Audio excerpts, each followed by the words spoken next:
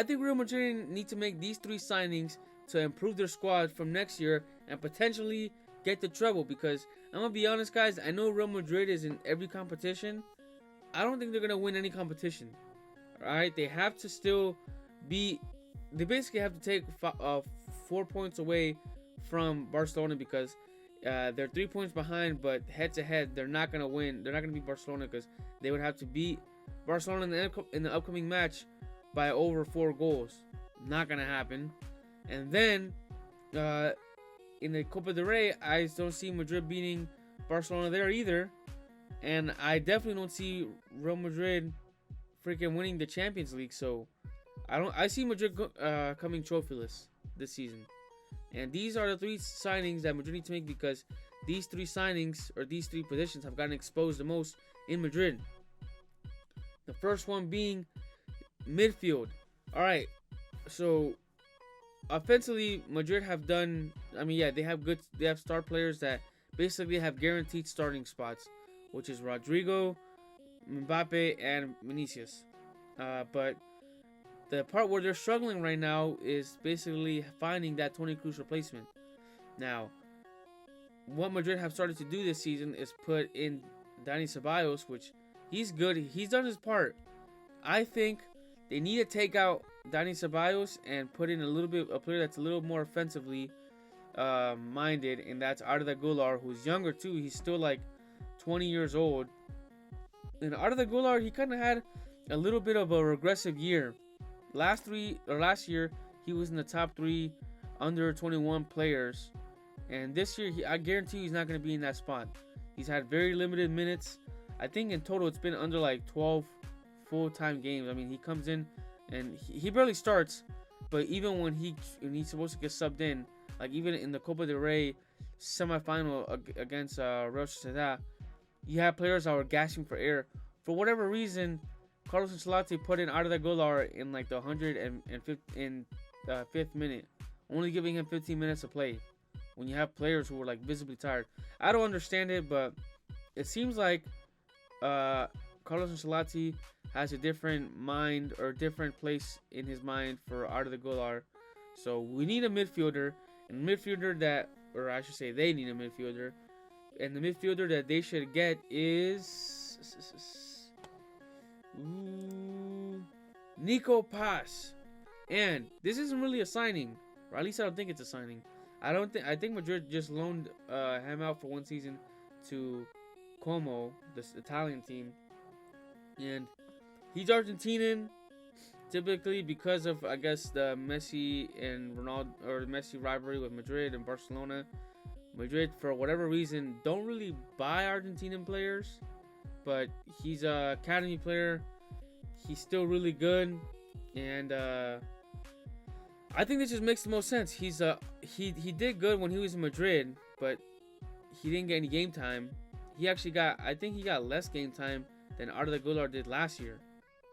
And if Madrid do decide to extend Modric's contract, which I don't think they should, or it's weird because obviously Modric wants to make it to the 2026 World Cup, but it's getting to the point where, like, yeah, we respect Modric. He's a legend. Him continuing to play is kind of is regressing all of these Madrid young talents. I think him extending his contract is going to affect Arda Güler, and it might affect if Nico Paz decides if he wants to come back or not. Because if you guys remember, Modric's replacement was supposed to be Kovacic and Odegaard. You know, they're both nearing 30. I think Odegaard's still like in his mid-20s, but you know, it's just crazy the longevity and how much time Modric has extended his career. And it's good. He's a legend. He's a Real Madrid legend, and he's the reason Madrid has won so much trophies.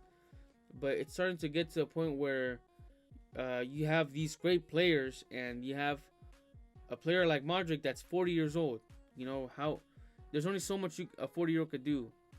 And he's kind of regressing the development of all these younger players, especially when you have a coach like Carlos Ancelotti who really puts his trust in these senior players. So that's the first position that I think Madrid should really focus on signing, and this isn't really a signing. So the next player that I think Madrid should be signing is Dean Hudson. This dude is killing in Dortmund. He's good, and I think the most important part that Madrid that he kind of he checks a lot of the boxes for Real Madrid. One, Madrid need more Spaniard players, right? You're the capital of Spain, or you're the team of Spain. Now that Carvajal is basically injured and he's not gonna come back in the season. Yeah, I mean, sorry, he's 34, 35 years old, or 33 years old, but he's coming back from an ACL injury at that age. I don't see him coming back and starting unless a miracle happens. But the only player that really starts in Madrid that's Spaniard is Dani Ceballos.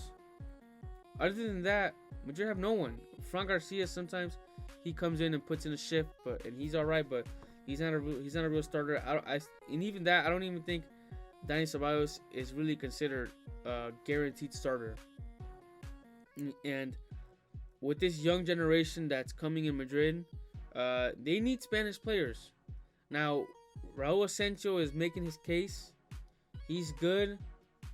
And after the performance that we saw from Alaba this past weekend, or this past week in the Copa del Rey, I don't see him coming back ever the same.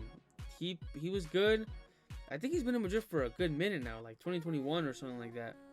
But he's had one extended ACL injury. He's just not coming back, and he's 30. He's in his mid 30s now, or younger 30s. But that's him coming off a crazy injury, another ACL injury, and we're seeing how common ACL injuries are, and also you have Militao who's coming off 2 ACL injuries. Basically, I think Madrid needs to refresh their center backs. Rudiger, he's I think 32, 33, still putting in a good shift. I still think he's one of the best defenders in the world. But Dean Hudson, he's Spaniard, he's tall, and he's young. The reason why I think Madrid need a tall player is because if you guys remember, back when Madrid had Ronaldo, Bale, Benzema, Casemiro, Varane, and Sergio Ramos, do you guys see what all these players have in common, besides the fact that they all played together? They were all extremely good in the air. They had good headers. And now, and also because they were all pretty well height. They had good heights. They were all like 6 feet plus. Now, Mbappe's, I think he's 6 feet, but he's not. He doesn't head the ball. He doesn't really have that aerial presence that Ronaldo had, or Benzema. Vinicius is short. Rodrigo's short. Valverde doesn't have the aerial presence either. It's really only Jude Bellingham and Rudiger, and that's really it. And then, I mean, Raul Asensio is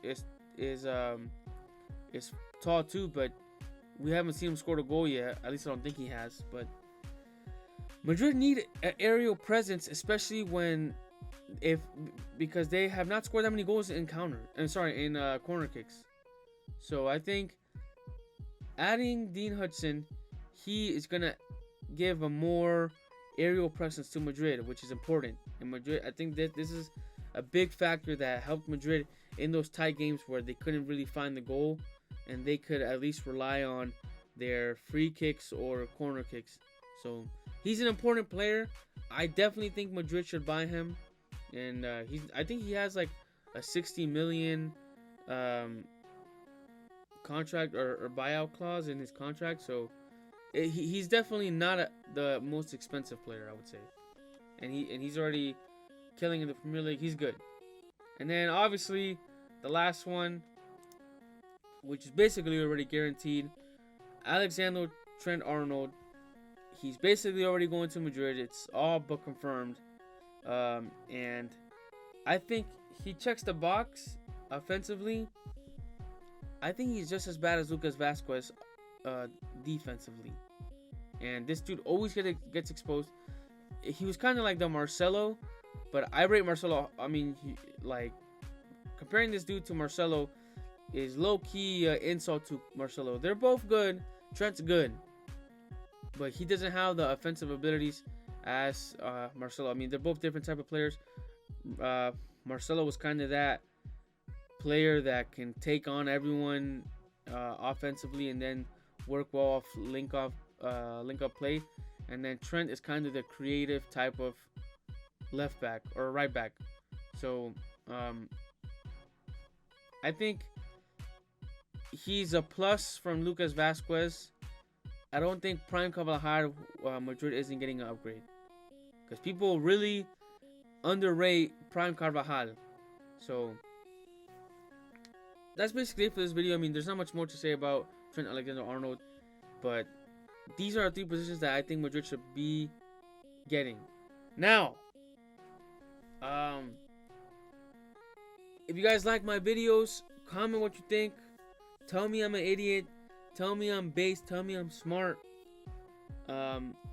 Subscribe to my YouTube channel and subscribe to my TikTok. I also make TikToks. It's my TikTok is also called Pumpkin Picks. So follow me on there. I really only have like 12 followers on TikTok. I know 10 of them. So I really only have 2 followers. And then on YouTube I have like 49 subscribers. I'm trying to get to 50. Pump it up 50. I just can't wait till I get to 50 so I can just like pass through that little milestone. But anyways, guys, subscribe, follow, tell me what you guys think. Peace out.